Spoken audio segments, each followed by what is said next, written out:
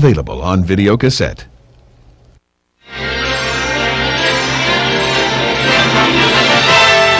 And now we're pleased to bring you our feature presentation.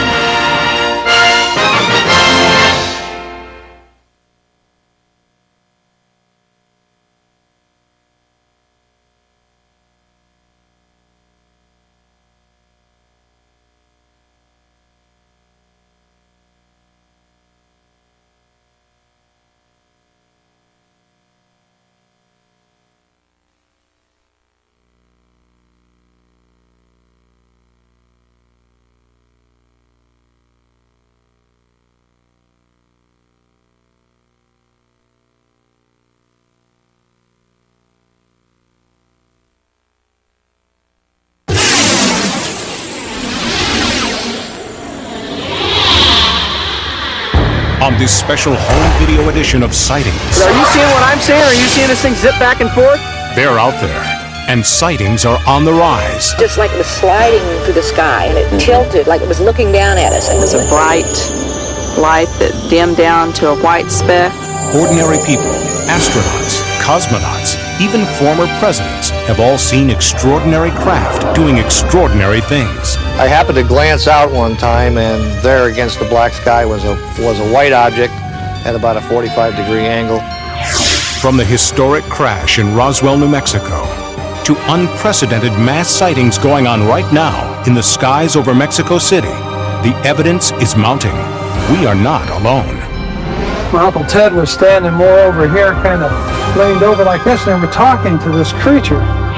Are certain people being targeted for terrifying encounters with alien civilizations? Are rumors of bizarre crossbreeding experiments true? I remember being on the table with my head turned away, not wanting to look at this creature. Does the government know more than they're willing to tell us? Our government has flat out lied to us for 40 years or more. Terror, wonder, conspiracy, transformation. They're all part of the UFO experience. Hello, I'm Tim White. Are UFOs real? You'll find out in this special report from Sightings.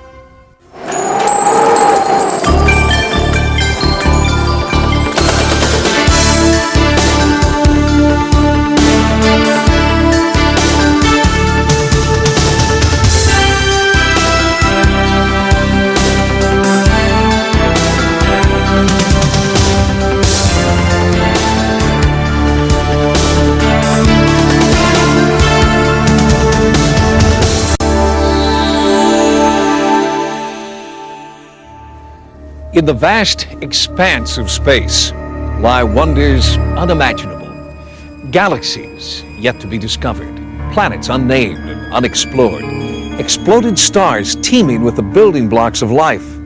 Scientists are devising new technology to reach these outer worlds, but perhaps someone or something out there has beaten us to it. It was just a red flash of light. It sounded like a swishing sound, sort of. Et alors autour de cette forme, il y avait des petites lucioles rouges. I saw this big triangular shaped 3 lights on each corner coming over my house. Mysterious lights in the sky. They were like stars. Sound.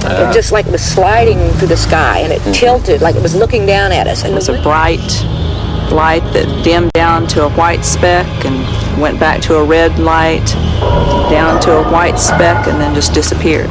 You guys watching this inside? It's going out. Going straight up. Are these people sighting extraterrestrial spacecraft? Or is their imagination fueled by movies, books, and television simply misidentified experimental aircraft? Holy cow! To answer these questions, we have to look back at the history of UFO sightings. Cave art in Australia and the western United States, painted at least 5,000 years ago by prehistoric civilizations, seems to resemble modern descriptions of creatures from outer space. Halfway around the world, a 13th century fresco inside a church in Yugoslavia includes a flying vehicle. It would be another 700 years before technology made flight possible. The modern age of UFOs began in 1947. Ex-military pilot Kenneth Arnold was flying his plane over the Cascade Mountain Range. He encountered several objects traveling at an extreme rate of speed. Although there are no photographs, Arnold had a drawing made of what he saw. His sighting triggered hundreds more that year across the United States. UFO mania reached a fever pitch in the summer of that year when the Army Air Force reported recovering a crashed saucer in New Mexico. The next day, the government claimed the disc was only the wreckage of a weather balloon. Sightings of unexplained phenomena weren't limited to just the United States. Marina Popovich, a Soviet pilot with over 100 airspeed and endurance records to her credit, had her first UFO encounter in the mountains of southern Russia. My first contact with a UFO was a rather special experience. It was in the mountains, and I saw a sharp ray coming out of a huge sparkling ball. Even some of the men and women who have been in space have reported seeing things they can't explain. Gemini and Apollo astronaut James McDivitt had his own encounter in June of 1966. While in orbit above the Earth, an unidentified object outside the window caught his attention. I happened to glance out one time, and there against the black sky was a white object. Geometry of it was sort of like a beer can or a Coke can with a pencil sticking out one of the round edges at about a 45-degree angle. What was it? McDivitt did snap a few pictures, but after turning the film over to NASA, the film mysteriously disappeared. Was it a clerical error, or evidence of a government conspiracy to hide the truth about what's really out there? A 1990 Gallup poll showed that nearly 50% of Americans believe in the existence of UFOs. This despite the fact that most photographs and film footage of the actual sightings are not very good. The images are scratched, out of focus, or the camera's just too far away to see things clearly. But with the advent of the home video camera, more and more people have captured unexplained phenomena on tape. This home video was shot over Las Vegas in early 1991. It shows 3 objects floating and diving in front of the mountains. This is a spectacular maneuver. As you say, it goes in front of the mountain, so it has the mountain as a backdrop, which gives you a fairly good idea of its distance. July 2nd, 1947, Roswell, New Mexico, the time and place of the most significant event in UFO history. Something crashed on a remote sheep ranch and was confiscated by the military. But what crashed remains a mystery, fiercely debated for more than 50 years.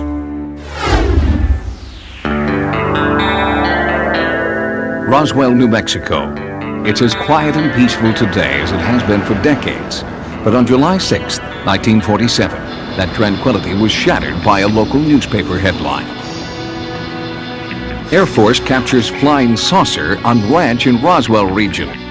The story described wreckage of a flying disc found near a place called Corona, and it was based on a press release written by the public information officer at Roswell Air Base, Lieutenant Walter Haut.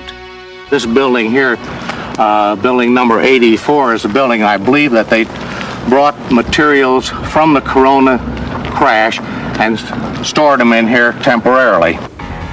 The chief intelligence officer at the base, Major Jesse Marcel Sr., was sent out to the ranch to collect the crash debris and transport it to the Army Air Force headquarters for examination. In the meantime, newspapers all over the western United States picked up the story. But before Marcel had landed his plane and strange cargo, the Air Force issued a second bulletin. By the time the B-29 with Jesse Marcel and some of the wreckage got to the headquarters 2 hours after they left in Fort Worth, Texas, the fix was already in to kill the story. The second press release was far different from the first, saying the wreckage was actually from a weather balloon. Could the Army's top intelligence investigators have committed such a basic blunder, failing to recognize the mundane remains of a weather balloon when they first encountered it? No, says nuclear physicist and part-time UFO researcher Stanton Friedman, who's been investigating the Roswell crash for over a decade. He says that while Marcel was in the air, the Roswell base commander, Brigadier General Roger Ramey, got orders from Washington to cover up the incident. And what he did was arrange for the wreckage of a weather balloon, the radar reflector on a weather balloon. And for a while, the saucer saga was forgotten, and might have remained so if Major Marcel hadn't rekindled the fire in 1980. Just before he died, Marcel admitted that the weather balloon story had been fabricated to hide the truth. He told Walter Haut there really was a saucer crash. He made statements to the effect that it was nothing of this world. It couldn't be bent, torn, cut, pierced, burned. He went through a whole list of them. I said, we just don't have the technology to produce material like I brought in from that ranch. Stanton Friedman contends that wreckage from an unidentified craft landed 200 miles away from the Roswell site. Friedman and other ufologists believe that this proves that there was not one but two crashes over New Mexico on July 2nd, the result of a spectacular mid-air collision. And at the second site, there were survivors. When I first came up to the craft, the creatures were laying like this in a line, side by side. And the live one was over here. Gerald Anderson says he was 5 years old when he and his family came across the unearthly wreckage and bodies. And my dad was kind of right about here, and he was sitting like this. My Uncle Ted was standing more over here, kind of leaned over like this, and they were talking to this creature. Anderson's story matches that of others who were in the area at the time. With the help of hypnotherapy, he's been able to remember the encounter with startling detail. His description matches those from people who claim to have seen aliens. 4 feet tall, grayish skin, large eyes, long skinny arms and fingers. Anderson recalls 2 aliens were dead, a third dying, and a 4th alien survivor seemed to be trying to communicate. Then just suddenly he turned and he looked at me. And when that happened, all kinds of things just started happening inside my head. I started getting sensations of tumbling and falling and an awful loneliness, like there was no way he could possibly get back to where he came from. Anderson says that within a matter of minutes, the military arrived, sealing off the area. The civilians at the site were threatened with bodily harm if they talked. Nevertheless, in the past 20 years, hundreds of witnesses have come forward, some daring to speak only on their deathbeds. Since Roswell ushered in the modern age of ufology, there have been more than 200,000 UFO sightings. Most are single craft witnessed by a single individual, making it virtually impossible for researchers to verify. But since 1991, ufologists have been documenting the largest mass sighting in history in the skies over Mexico City. The sightings began on July 11th, 1991.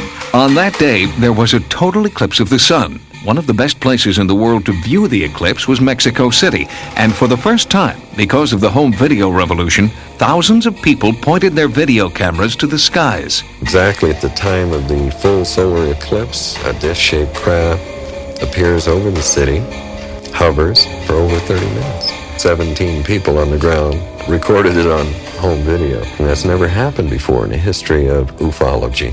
When modern scientists forecasted the date of the historic solar eclipse, they weren't alone. Some believe the ancient Mayas also predicted the exact date of the eclipse more than 3,000 years ago.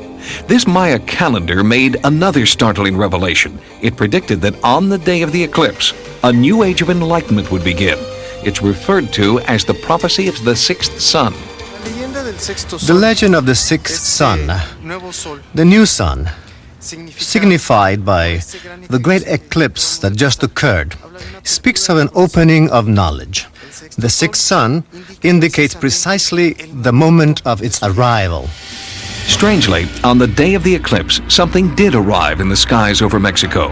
Hundreds of those home video cameras that were shooting the eclipse got something completely unexpected. UFOs, unidentified flying objects, all videotaped by hundreds of different people. So far, more than 110 home videos have been verified as containing footage of unexplained craft. It may sound difficult to believe in a city with almost 20 million people that practically every afternoon you can see a UFO. Jaime Mason is one of the most respected television journalists in Mexico City today, hosting a Mexican version of 60 Minutes. Mason calls himself a former skeptic. During the last year, thousands, and I would say hundreds of thousands of people have witnessed UFOs. What I feel is important as an investigative reporter is the fact that the evidence presented was never questioned. The credibility of the witnesses was attacked, not the proof that they presented. People from all walks of life videotaped wave after wave of UFOs hovering in the sky. Sightings has obtained the exclusive U.S. rights to these historic tapes. One of the first to come forward with his home video was respected dentist Dr. Marco Antonio Rosas. The people are definitely not nervous or afraid of the appearances of the UFOs. The people actually like the idea and feel that these appearances can bring some benefit to the Earth. Since the eclipse, the UFO sightings have continued week in and week out, and the acceptance of the phenomena by government officials has made even the most reticent eyewitnesses willing to come forward. Padre Ferrer, a priest at a local Catholic church, has seen and recorded these mysterious UFOs. Christ speaks of his kingdom as not being from this world, that his angels would help him. But these writings are very dangerous and I don't like to use them. But I believe that there is a possibility. I believe there are a lot of possibilities. I came out to take a video of that pine tree against the light. When I came up, I saw the light appear over the mountain over there. It was not an ordinary light. It was blue and very intense. I've never been afraid of something like this. On the contrary, what I've been able to observe has been wonderful. Once a philosopher said, if God is outside of the truth, I'll stay with the truth. So I feel there is no contradiction. Unlike the U.S., where UFO controversy most often takes place outside the media mainstream, the Mexico mass sightings are discussed openly on national television. Not everyone agrees the UFOs are extraterrestrial craft. But in Mexico, healthy debate on the true origin of these UFOs is encouraged. So, to rule out the possibility that these UFOs are conventional aircraft or an organized hoax, we had our videotape footage analyzed by David Froning, retired chief scientist at a major aerospace firm. As far as the pictures of in-flight videos, this is about as good as I've seen. They demonstrate a field propulsion and technology that's far beyond anything that I'm aware of that we have today. Most scientists look at these things as not that these are phenomena that violate known physical laws. It's just that they're phenomena that our known laws cannot explain right now. If these craft do defy the laws of physics as we know them, could they be alien spacecraft? Do they portend a visitation from an enlightened civilization, as some believe? The sightings continue to this day, and there is a growing grassroots movement working in Mexico to find out what or who is patrolling their skies. UFO experts who conduct serious research have a whole vocabulary to describe their formative science. One term you may not be familiar with is flap. A flap occurs when UFOs appear in waves over a specific area, as in Mexico City. The appearance of a flap has sinister overtones for ufologists. All around the globe, there are certain places that seem to act as natural UFO magnets. These areas are attracting flaps, or waves of UFOs, that may last for years. There are hotspots in Russia, Europe, and in South America, the heavily populated city of Sao Paulo has had hundreds of sightings by thousands of people. These flaps have prompted researchers to try to find a common pattern or motive. Anybody who studies this soon becomes almost desperate to understand a pattern or to impose some purpose on the phenomenon. In the United States, sightings are widespread and occur almost nightly. America's #1 hotspot is Gulf Breeze, Florida. Ralph Fuller's sighting in 1988 was among thousands of others, but Ralph was the first to capture a UFO on tape. I don't know what that is out there over the Gulf, but we just had a real bright light. I think it might be a flying saucer. They seem to spawn one another. The two went to 3 and 4, and ultimately, over a matter of maybe a couple of minutes' time, there were 10 of these lights out over the Gulf. And They seemed to be in some semblance of a formation, but still in all, there was no movement whatsoever, no noise, no sound, nothing of that sort. You see nothing but the Gulf of Mexico. The nearest point of land would be the Yucatan Peninsula. And there were no boats or anything of that type in the area either.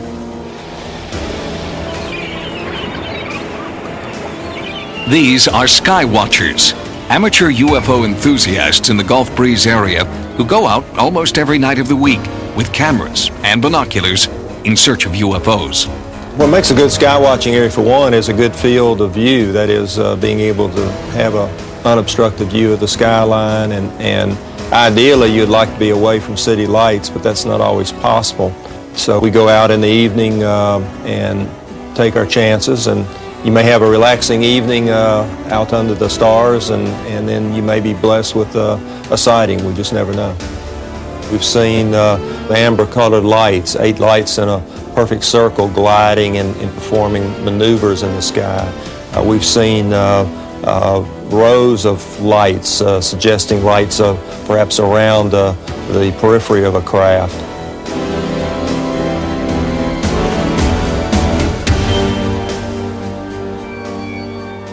There are UFO hotspots all over the country. Gulf Breeze, certainly, but also here in New York State near a little town called Pine Bush. And the hotspots here near Pine Bush, according to one scientist, have a very special meaning. Bruce Cornett is a geologist who lives near Pine Bush, New York. After numerous significant sightings of UFOs near his home, he began studying the area with an electromagnetometer. What I found is that these magnetic anomalies are in specific patterns. And all of the UFO activity, the landings, the sightings where they are taking off and landing, when we've been able to identify specific areas, are associated with these magnetic anomalies. Are you suggesting that nature created homing devices deep in the ground? No, I think that it's a reverse. If we are dealing with an alien culture and they are doing something underground, they're using the natural magnetic anomalies to disguise their own magnetic signals. Are you saying there are, or could be, aliens in the Earth? I'm not saying it's certain. It is definitely possible, based on what I've seen. Do you realize how that sounds? I don't like the idea just simply because it is so outrageous. Then I would have to also add some of the photographic data that I have that shows, at least in one particular case, a UFO going up at a 7-degree dive right down into the ground, what appears to be. One of the most well-documented sightings in history occurred in Pine Bush on August 6, 1992. We think in excess of 1,000 people may have seen 2, 3 ships or 4 ships where I took video, and all the police departments across the whole lower New York State area was simply inundated with just hundreds and hundreds of calls. We looked over top of the trees, and there was this object there out of nowhere, this great big object. It was about 300 foot wide, the size of a football field hanging over your head, and about 300 foot off the ground. We looked at our clocks, and we had 3 battery running clocks, 2 in the kitchen and 1 in the living room. And for some strange reason, all 3 clocks were stopped at the same time. Just about everyone in Pine Bush has seen a UFO. In his barbershop, Butch Hunt hears a lot of stories from eyewitnesses about strange alien encounters. Well, about 60% of the people around here, I think, have seen something. And some talk about it and some don't. They're just afraid to talk about it. Afraid of ridicule and intimidation. The one that we saw was over Red Mills Bridge, and there were 6 of us in the car, but it just so nice. It just glided right over the trees, and we just got out and stood there, just gawked at it, and nobody said a word. But the whole episode was probably 30 seconds. But it was huge. It was bigger than the bridge. UFOs are cited by all kinds of people, including the most credible professionals that you can find. In addition, when we have multiple witnesses who all tell the same story, then we can say, well, that's probably a pretty good report. If we have enough detail in a given report that we can rule out all of the normal explanations. It's not the planet Venus, it's not the aurora borealis or a meteor, it's not an aircraft that we can name, then we are talking something fairly credible. If these mysterious craft are being piloted by an alien civilization, what is their mission? Why Earth? And why now? There are growing numbers of people, now in the thousands, who believe that they've been abducted, manipulated, and then released by aliens. It sounds ridiculous until you hear their stories. I looked up in my rearview mirror and lights were coming down out of the sky. I walked out to the edge of the water and I noticed this huge, shining thing. I was so terrified looking into these big black eyes and these little creatures. I was thinking I could just raise my fist and crush his head. And exactly at that moment, I became paralyzed. The visions often come during sleep. Nightmares about being abducted, probed, and prodded by aliens who have sinister motives. Hundreds of people have come forward to talk about their disturbing experiences and admit that they think their nightmares are real. Experts believe that there are thousands, perhaps even millions more just like them, who are too afraid to talk. We have hundreds and thousands of people who are coming forward and saying that the abduction phenomenon has happened to them, that they've experienced it, and basically they say the same thing as everybody else has said, and until recently, there was no possibility that they could have picked up these stories in the media. Since she was a baby, commercial photographer Kim Carlsberg has been plagued by memories of abduction. At 4:30 in the morning, I saw this image of these four beings just move through this wall. They just, like it wasn't there. And they came over to me, two at my feet, two at my head, and they started to lift me up to the ceiling. Bud Hopkins has been researching alien abduction reports for 26 years and is a firm believer. I'm the first to admit that all this sounds outrageous. It all sounds just crazy, and yet the evidence is there behind it. These particular problems could adequately be explained by the condition narcolepsy. This is a disorder characterized by hypnagogic hallucinations, that's hallucinations that occur at sleep onset, which can be very vivid and include the feeling of other people being present in the room or a sensation of levitation. Patients will actually describe saying that they are looking down onto their body. I have two people that I've never met describing this exact same examination of their head being opened up, something being done to their brain, and being put back together again. They opened my back. I knew my back was open because I could feel. It was almost as though a slit had been drawn down my back and across to the side, and they had opened a flap of flesh and tissue. Whether the reports come from adults or children, men or women, most of them follow similar patterns. There's a bright light that shines in the room. The abductee sees it. They hear a noise outside. They're not interested in your mate, they're interested in you. So what they do is they render the person that you're with unconscious. She goes up a beam of light with the alien into a hovering craft. If anyone goes into the room at that point, there's no one in the room. She's not in bed. In other words, the person is literally missing. You find yourself on a table and these creatures around you with instruments, and you have no idea what they're doing, and they don't tell you. The focus of the entire enterprise seems to me to be unmistakably on reproductive issues. 90% of reported abductions involve descriptions of what experts call gray aliens, extraterrestrial creatures with oversized heads and dark almond-shaped protruding eyes.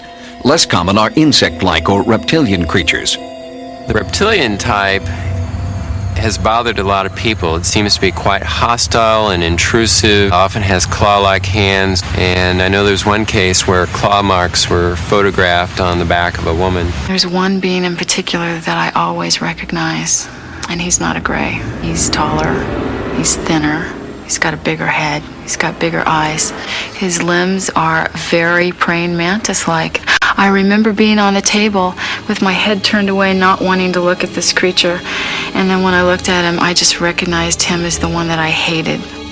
In a few cases, subjects claim to see hybrids, creatures who are half human, half alien. Some abductees believe they are being crossbred with aliens to create these hybrids. A very important part of the abduction phenomenon is that there are reproductive procedures carried out upon them. I've been shown children, I've been shown babies, I've been asked to hold children and babies. I've been asked to give these children affection. And these children aren't alien children, and they're not human children. They're somewhere in between. I had a woman who had been to the doctor, had an ultrasound done. Her husband was there. Everyone observed at 3 months a healthy fetus. The next day she wakes up screaming they took it. Is so upset her husband takes her back to the doctor. He does a pregnancy test, finds out she's no longer pregnant. They do a D&C, there's nothing there. The most humiliating thing that happened to me is they put a cylindrical sort of thing over my genitals, and it made me have an orgasm in a second. And I really feel like I'm one of those few men who knows what a woman feels like when she's raped. I've been on a table and I've seen something removed from my body that I will call a fetus, a baby. It was so small I couldn't believe that it could live on its own. I remember putting my finger in the arch of its foot. I was afraid to look at the face. I was afraid to see what it looked like. There seems to be an enormous interest in the emotional side of this, too, on the part of the aliens. They want us to hold these odd little children, these babies. They want to see how a mother will hold in love a child, things which to us are instinctive. The abduction phenomenon begins usually in infancy, or at least by the age of 2, 3, or 4.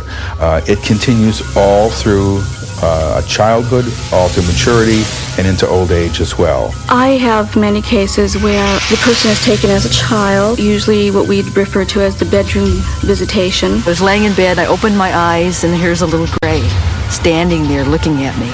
And all I could really remember were those dark eyes. That little person, as he or she grows to adulthood, will be abducted over a period of time at irregular intervals. Let us assume that this is all being made up, that this is internally generated, that there is no abduction phenomenon. If that's the case, then we have discovered something of enormous importance. What are the repercussions of thousands of people running around thinking they're crazy, feeling crazy, being crazy, because they have no way to understand what's happening? Psychiatrists and psychologists who are dealing with these people are the first to say, something happened to this person. This is not a fantasy. This is not something the person cooked up. This was an event in that person's life which was truly upsetting. These experiences are not pleasant experiences. This is not something I'm happy happened to me. There's a part of me that would love to find the answer that it was something else. One of the most important and controversial UFO sightings in U.S. history occurred in Kecksburg, Pennsylvania, 1969. To this day, many researchers who've investigated this sighting believe it is a model for how our government maintains secrecy and disseminates disinformation about UFO sightings. Kecksburg used to be just like a lot of other small villages in western Pennsylvania. But in 1965, Kecksburg lost its anonymity when it became one of the world's most famous UFO landing sites. I happened to look up in the sky and I seen this red fireball. It sure wasn't a meteor, because I've seen them fall before. I never seen any of them with blue lights on. And it looked like it made a turn and come back again. And when it come back, it seemed like it went down. It was December 9th, 1965, a night that many townspeople will never forget. I got my flashlight and I started down through the woods up to where it was at. There was no wings, there was no tail section, there was no motors, there was no windows, there was no doors. It was big enough for a grown person to stand up in. It had like Egyptian writing, like backwards writing on it. Stars and circles and dashes and lines and things like that. It looked like an acorn. It was really weird. Some claim the UFO wasn't the only thing to arrive that night. It wasn't too much longer.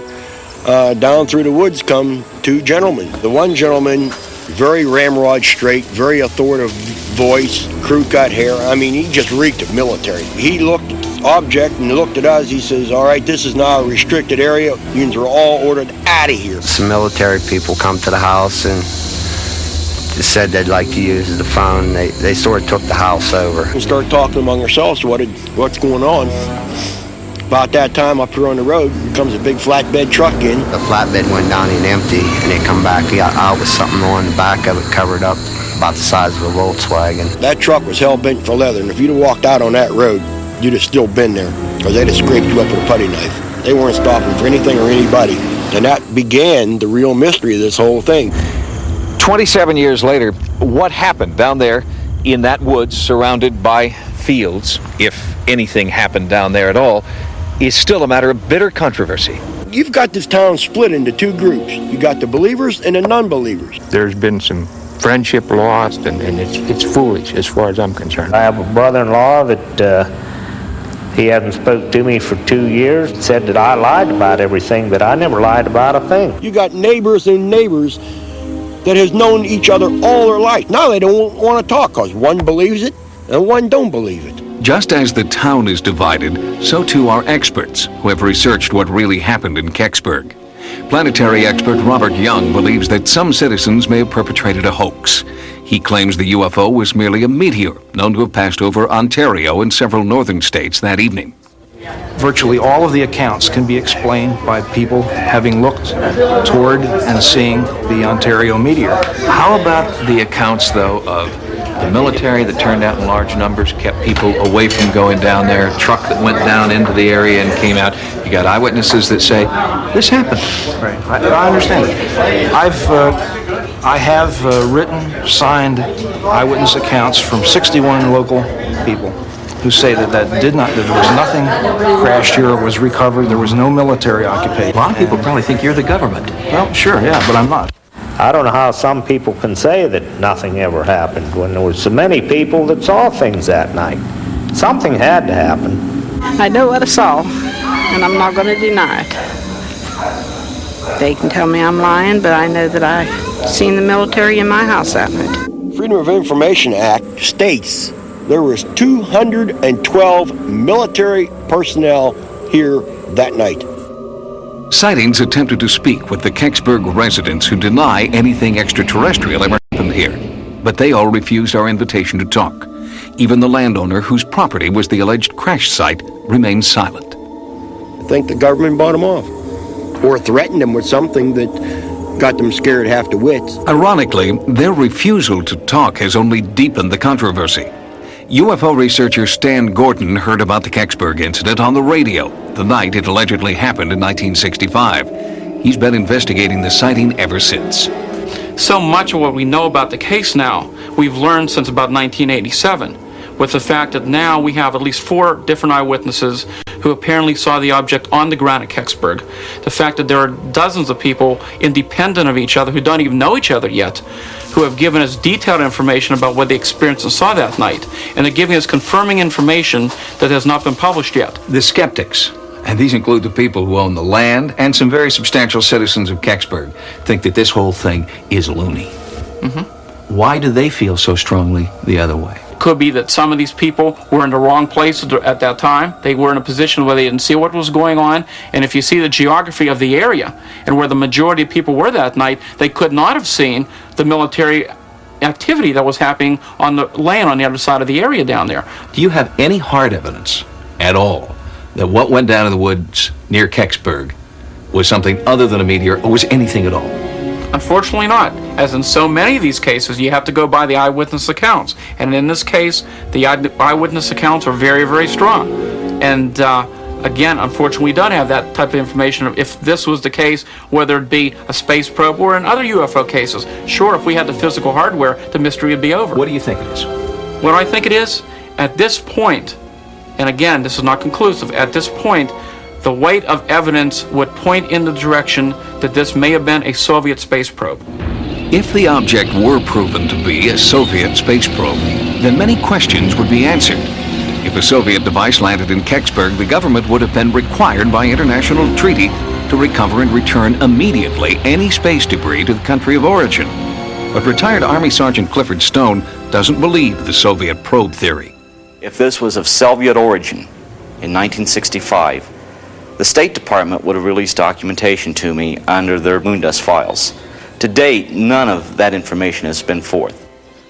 Clifford Stone collects government documents about space debris recovery operations, like Project Moondust and Project Blue Fly. He began his investigations in 1965 when, as an Army sergeant, he witnessed a top-secret delivery to Lockbourne Air Force Base, about 200 miles from Kecksburg. I noticed that on the back of the vehicle, it had something that was covered by a tarp. It was about 10 to 12 foot at the base, 12 foot tall. It looked like a chocolate drop. When my friend told me that every question I ever had about UFOs was under that canvas, I was mystified. Since that time, Stone has repeatedly attempted to obtain information from the government regarding that object. Each time, the government's response has been the same. They have taken the stance, by direction of the President of the United States, we may neither confirm nor deny the existence or non-existence of any information that all involve the recovery of unknowns. Kecksburg remains a town divided. The only thing on which believers and non-believers can agree is that all they want to know once and for all is what really happened on December 9th, 1965. What would you like to see happen next? It's time now after 27 years that the public has the right to know the true facts regardless of what the object was or what really occurred. Something came down. From numerous eyewitness accounts, there was a lot of military activity into this small village. Then an object was located, that it was recovered, it was transported away for study. What was the object, and why after 27 years haven't they revealed what really was found? Until authenticated debris is collected and publicly displayed, the validity of the UFO phenomenon rests entirely with the credibility of its eyewitnesses. Ufologists know this and have spent many years collecting sightings reports from the most credible eyewitnesses of all, military pilots.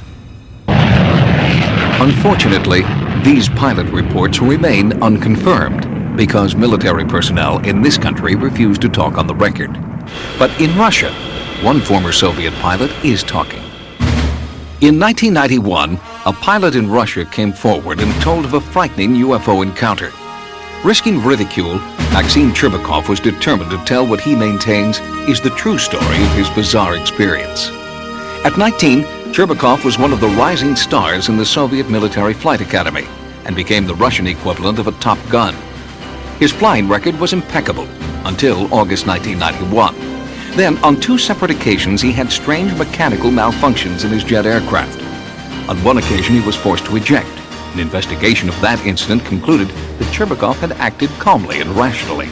But 12 days later, a third incident would change Cherbakov's life forever. 20th August, second shift. I made 2 flights with my commander, and third flight I made on my own. I gained an altitude of 3,900 meters. Then suddenly, I saw a ball in front of me, about 20 degrees to the right. He watched the object for several seconds. Then, as it came toward him, Cherbakov tried to radio the base. The light from the UFO was blinding. A sense of unexplainable fear came over me. On the back of my head, I began experiencing warmth. I felt as if someone was present and watching me. My movements were under control, controlled by someone other than me. Cherbakov claims the reddish-yellow object started maneuvering around the aircraft. For several minutes, it kept up with the jet's airspeed and mimicked its movements. During that time, Cherbakov was unable to communicate with his base commander. The radio emitted only a squealing sound.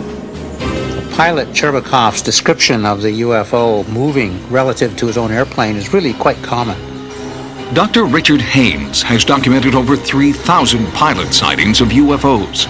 I have thousands and thousands of cases of pilots in daylight encounters with structured objects, in the sense of having three-dimensional mass, in the sense of having aerodynamic kinds of flight behavior relative to the aircraft. And so what he describes here fits in very nicely to what I have from hundreds of other pilots around the world. Suddenly, in rapid-fire succession, the generator in Cherbakov's jet failed. The instruments indicated a fire on board, and the cockpit filled with smoke. The base commander ordered Cherbakov to eject. I began arguing with the commander because the plane was still above the residential area. My altitude began to drop rapidly. I had to pull the plane out of a nose dive. At the altitude of 1,000 meters, I finally cleared the residential area and I ejected. 4 seconds later, the plane exploded. Cherbakov landed safely in a field and was rescued an hour later by a military helicopter. While officials combed the wreckage of the jet, Cherbakov was examined at a military hospital. An intensive 3-day interrogation followed. The interrogation was conducted with a sense of total distrust toward me. Right from the start, they told me that the first, the second, and now the third incident is all your own doing. Cherbakov was also interrogated by the KGB, who did not believe his story and charged him with insubordination and sabotage under the International Terrorism Act. Cherbakov claims the KGB threatened that if he did not tell the truth, he would be brought to trial, found guilty of terrorism, and shot by a firing squad. Vladimir Azhaja heads the Russian Center for the Study of UFOs, housed in the Ministry of the Interior in Moscow. Dr. Azhaja is considered one of the world's foremost experts on UFO phenomena and has studied Cherbakov's case. We concluded that Maxim has a normal, healthy psyche and is not inclined to fantasies. Retired Major General Albert Stubbleblind is a former commanding general of U.S. Army intelligence. He witnessed and documented a hypnosis session conducted with Cherbakov by an American psychiatrist. As she was taking him into the trance, he changed from this terrorized, fear-ridden kid into a pilot. Sitting in the cockpit, sitting in the seat, sitting with the controls, relating what was going on. There was a change in the individual. Anybody can fabricate. The question is, was he fabricating? And he struck me as a person who, in that situation, was not fabricating. Whatever it was that he was saying, he truly believed had happened to him. Maxime really believed he had not done anything wrong, in fact had done the right thing, and desperately wanted this sorted out. Although affidavits to that effect were presented at his court-martial hearing, the court still blamed Cherbakov for the destruction of his aircraft. But the military prosecutor admits that some of the evidence of Cherbakov's innocence was very convincing. From the beginning, I had doubts about the truthfulness of Cherbakov's statement. But after questioning his mother, his comrades, and his superiors, I became convinced that Cherbakov had an encounter with a UFO. In January 1992, the case against Maxim Cherbakov was dropped. But despite this vindication, he was not welcomed back into the military. There is no training for pilots to deal with such encounters. The older pilots told me that a lot of encounters happen, but they don't speak about them. I feel that I'm missing something from my soul that I want very much. My love for the planes and flying has remained and will continue to remain. Did Maxim Cherbakov see a UFO? We may never know the answer, but one thing is clear. Maxim Cherbakov ejected only after he saw that his jet would avoid populated areas below. Many in Russia suggested that Cherbakov should be awarded a medal for heroism. The United States Air Force admits that between 1952 and 1969, they conducted a study, codenamed Project Blue Book. Its purpose was to determine if UFOs posed a real threat to the American people. Project Blue Book concluded they did not, and since 1969, the Pentagon has denied participating in any other UFO study. But ufologists believe this is a lie. They point to evidence of a monumental conspiracy designed to hide what the government knows and when it knew it. Our government has flat out lied to us for 40 years or more. They've threatened people and intimidated people. They've spied on UFO groups, infiltrated UFO groups, spied on researchers, compiled dossiers. Their responses bordered on paranoia. In 1988, reporter George Knapp of Las Vegas CBS television station KLAS began investigating the U.S. government's involvement with UFOs. He says he's found evidence proving a massive cover-up that began in 1947 and continues to this day. The CIA says that it does not collect information on UFOs, and it hasn't since the 50s. There are reams of documents squeezed out of the CIA that indicate that they have on staff CIA UFO experts, agency personnel monitoring the situation on an ongoing basis. The FBI denied having any documents on UFOs in the 1970s, the early 1970s. 3 years later, they released 1,700 pages of information on UFOs, documents that they had. They lie. But for UFO researchers, there is one persistent problem with those hundreds of released pages. Most, like this 1958 UFO memo to President Eisenhower, have been highly censored, essentially making them unreadable. Even this National Security Agency document explaining why UFO data should remain secret is itself almost entirely blacked out. Ironically, the official position of the U.S. government is that UFOs are not a threat to national security. Yet the agencies involved claim the censored information is vital to national security. From 1947 to 1969, the Air Force conducted Project Blue Book. Staffed with just 3 people, it studied 12,000 UFO sightings. All but 701 were explained to the military's satisfaction. And the group that remained unexplained? It does not contain any pattern of purpose or of consistency that we can relate to any conceivable threat to the United States. The Air Force closed Blue Book in 1969, but project critics weren't satisfied. The first person to head it up, Captain Edward J. Rappelt, quit in disgust, wrote his own book, and declared that there was something to UFOs, and the Project Blue Book was nothing more than a whitewash. Other government officials, including a senator and 2 former presidents, have tried unsuccessfully to shed some light on the UFO phenomenon. Arizona Senator Barry Goldwater, President Gerald Ford, and President Jimmy Carter, who actually saw a UFO himself and filed a formal report, have all sought to have top-secret UFO information released to the public. All requests for that information were denied. Cover-up allegations aren't limited to the United States government either. Author Timothy Good claims that governments around the world are keeping UFO information top secret. And in his book, Above Top Secret, he claims only an elite few have access to that information. Because so little of the research is made known to top ministers. One country is bucking that trend. Belgium has acknowledged tracking unidentified, seemingly intelligently controlled craft in its airspace. Radar tapes released by the Air Force show an object jumping from 200 meters to 2,000 meters in 1 second, a distance of just over a mile. The Belgian Air Force has even put aside a plane to search for the objects. But the attitude of the United States